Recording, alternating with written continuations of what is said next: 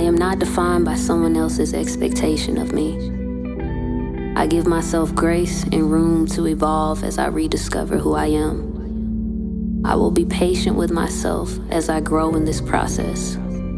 I am proud of myself for setting boundaries that express self-love. I will support those I love without sacrificing myself or my peace. I'm not everybody's cup of tea, and that's okay. I love what I have in my cup.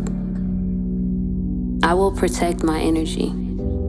Other people's opinion about me is none of my business.